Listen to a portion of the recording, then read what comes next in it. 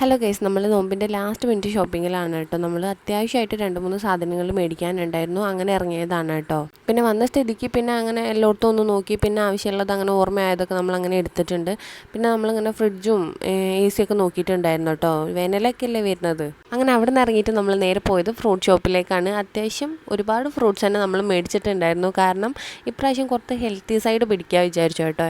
എണ്ണക്കടിയുള്ള കാര്യങ്ങളൊക്കെ ഒഴിവാക്കിയിട്ട് ഫ്രൂട്ട്സും അങ്ങനത്തെ കുറച്ച് ഹെൽത്തി ആയിട്ടുള്ള കാര്യങ്ങൾ മാത്രം മതി എന്ന് വിചാരിച്ചു. പിന്നെ അത് കഴിഞ്ഞിട്ട് നമ്മൾ മോൻക്കൊരു ചെരുപ്പ് മേടിക്കാനുണ്ടായിരുന്നു കേട്ടോ. അപ്പോൾ നമ്മൾ അതിനും വേണ്ടി കയറിയിട്ടുണ്ടായിരുന്നു. പിന്നെ കയറിയ സ്ഥിതിക്ക് ഞാനും കൂടി ഒന്ന് എടുത്തിട്ടുണ്ട് കേട്ടോ. പിന്നെ നമ്മൾ പുറത്തിറങ്ങിയ ഫുഡ് നിർബന്ധമാണല്ലോ. പിന്നെ ഇനി ഒരു മാസത്തേക്ക് അങ്ങനെ പുറത്തൊന്നും നമ്മൾ ഫുഡ് കഴിക്കില്ലല്ലോ.